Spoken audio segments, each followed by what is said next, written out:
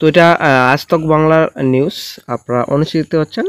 তো 6 তারিখে গত 6 তারিখে বিরোধী দলনেতা শুভেন্দু অধিকারীর একটা মন্তব্য ছিল যে চাকরি চুরির পরে এসএসসির শিক্ষক নিয়োগ পরীক্ষার প্রশ্ন বিক্রি হচ্ছে 50,000 টাকায়। ঠিক আছে, উনি কিন্তু মন্তব্য করেছেন।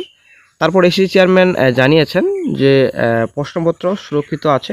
তিনি জানান প্রত্যেকটি প্রশ্নপত্রে নিরাপত্তাজনিত সুরক্ষা ব্যবস্থা আছে, ফলে যদি কেউ প্রশ্নপত্রের ছবি তুলে বাইরে ফাঁস করতে চান তাকে 8 ঘন্টার মধ্যে ধরে ফেলা হবে।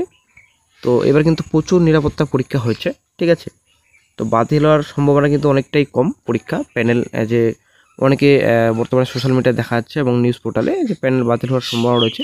এবং এই বিষয়ে কিন্তু বিকাশ রঞ্জন স্যার বলেছেন যে যদি কোনো কিছু ত্রুটি দেখা যায় পরীক্ষায়, ঠিক আছে, কোনো যদি বেআইনি হয় পরীক্ষায়, তো প্যানেল বাতিল হতে পারে। যদিও উনি আগে থেকেও একত্রে বলে আসছেন বেআইনি পরীক্ষায় আগের মতো যদি দুর্নীতি হয় পরীক্ষায় কিংবা প্যানেলে যদি কোনো রকম দুর্নীতি হয়ে থাকে তো প্যানেল কিন্তু বাতিল হতে পারে। ঠিক আছে, তো গতকালকে যে পরীক্ষাটি হয়েছে তো পরীক্ষায় কিন্তু প্রচুর নিরাপত্তা ছিল। ঠিক আছে, তো এই বিষয়ে কিন্তু এসএসসি চেয়ারম্যান স্যার বলেছিলেন যে নকল করা বা নিয়ম বহির্ভূত কাজ আটকাতে প্রশ্নপত্র থেকে উত্তরপত্রের থাকছে একাধিক সুরক্ষা কবচ। যদি কেউ বেআইনিভাবে কিছু করার চেষ্টা করে তাহলে তা ঝটিতে ধরে ফেলবে কমিশন। বেআইনি কাজকে করেছেন তা ধরা যাবে 8 ঘন্টার মধ্যেই। প্রতিটি প্রশ্নপত্রের জন্য থাকছে আলাদা আলাদা সিকিউরিটি ফিচার। এসএসসি চেয়ারম্যান বলেন প্রশ্নপত্রের মধ্যে নানা রকম সুরক্ষা ব্যবস্থা থাকছে, সেগুলি নিয়ে অবশ্যই আমরা কোনো আলোচনা করব না। থাকবে এটুকুই বলেছি, সুরক্ষা ব্যবস্থাগুলো এমন কোনোভাবে যদি প্রশ্নপত্রের কেউ ছবি কোনোভাবে আমাদের নিরাপত্তা বলো টপকে যদি কোনো বা অভ্যন্তরীণ কোনো রকম প্রশ্ন ফাঁসের চেষ্টা করে কোনো পরীক্ষার্থীর প্রশ্নপত্র থেকে সেটা হয়েছে আমরা সেই পর্যন্ত ধরতে পারবো। ইস্যু সার্ভিস কমিশনের তরফে পরীক্ষা কেন্দ্রে কড়া সুরক্ষা ব্যবস্থা করা হয়েছে। পরীক্ষা কেন্দ্রে প্রবেশের আগে একটি সুরক্ষার স্তর থাকবে, প্রশ্নপত্রে থাকছে বিশেষ সিকিউরিটি ফিচার। তো বন্ধুরা এবার যে গতকালকে পরীক্ষা হলো আসলে কিন্তু প্রচুর সিকিউরিটি ছিল। ঠিক আছে, প্রচুর নিরাপত্তা। তো ব্যাপারটা হচ্ছে গতকালের পরীক্ষা কিন্তু কোনো রকম প্রশ্ন ফাঁসের অভিযোগ এখনও পর্যন্ত উঠে আসেনি, কোনো রকম হয়তো বেআইনিও হয়নি, কোনো কিন্তু অভিযোগ আসেনি এখন পর্যন্ত কোনো। তো এরকম কিন্তু কোনো রকম শোনা যায়নি যে প্রশ্ন ফাঁস হয়েছে কিংবা কোনো রকম দুর্নীতি হয়েছে। আশা করা যায় না ওরকম প্যানেল বাতিলের একটা সম্ভাবনা থাকতে পারে, কারণ কোনো রকম দুর্নীতি হয়নি। কিন্তু বিরোধী দলনেতা শুভেন্দু অধিকারী অভিযোগ অনেক আনছেন বর্তমানে। এই যে আপনারা অনেক দেখতে পাচ্ছেন প্রশ্নপত্রে কিন্তু প্রচুর সুরক্ষা কবচ, এখানে কিন্তু কিউআর কোড বসানো রয়েছে। ঠিক আছে, যদি কোনো রকম কেউ প্রশ্ন ফাঁস করতে চায় তো সঙ্গে সঙ্গে কিন্তু ধরে ফেলবেন কমিশন। একদম কিন্তু প্রচুর সুরক্ষা কবচ এসএসসি এবার পরীক্ষায়। ঠিক আছে, দুর্নীতি আটকাতে কিন্তু প্রচুর এবার সিকিউরিটি ফিচার।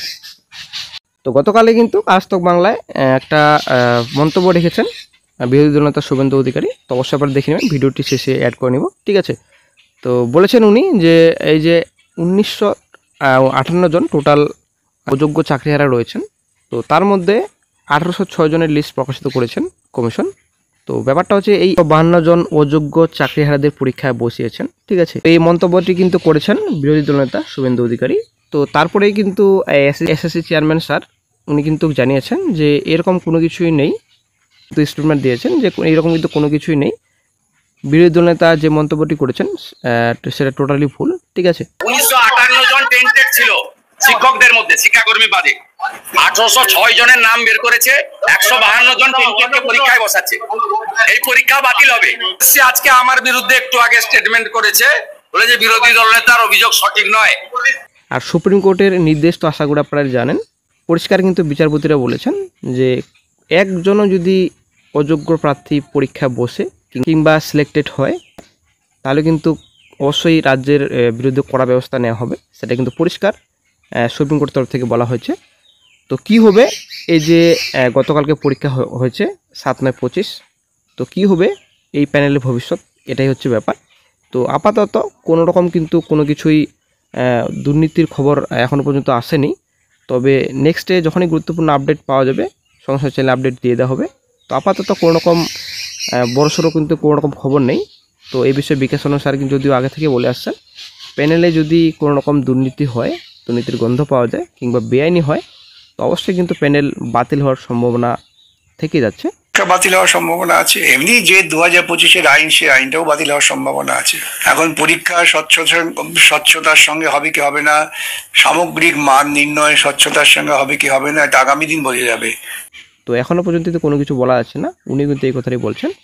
তো আপাতত এই যে পরীক্ষাটি হচ্ছে স্বচ্ছ হয়েছে আশা করা যায়, ঠিক আছে।